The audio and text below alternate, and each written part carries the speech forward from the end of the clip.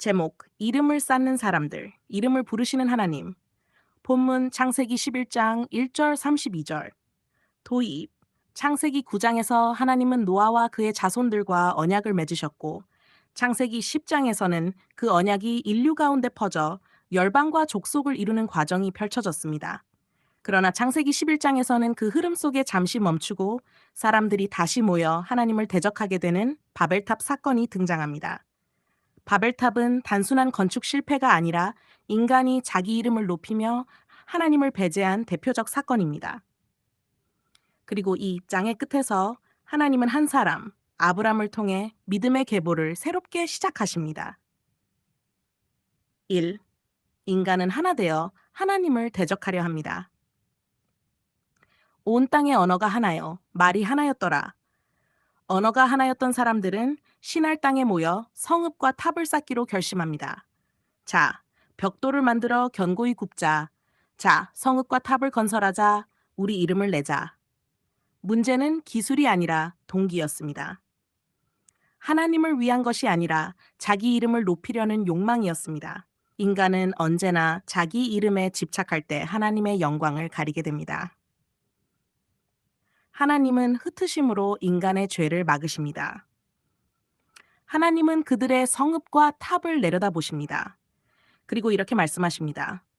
이제 그들이 한 민족이요 언어도 하나이므로 이 일을 시작하였으니 이후로는 그 하고자 하는 일을 막을 수 없으리로다. 하나님은 인간의 통일성과 단결이 죄의 도구가 될 수 있음을 아셨습니다.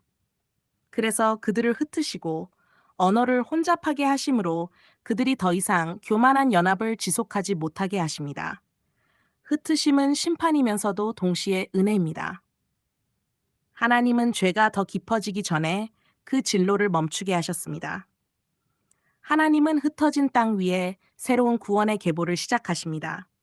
바벨탑 사건이 끝난 후 본문은 다시 셈의 족보로 이어집니다. 그리고 마침내 한 이름이 등장합니다. 바로 아브람입니다. 데라는 아브람과 나홀과 하란을 낳았으며 세상은 자기 이름을 쌓으려 했지만 하나님은 자신의 이름을 부를 자를 준비하고 계셨습니다. 아브람을 향한 부르심은 인류 구원의 새 시대를 여는 출발점이 됩니다.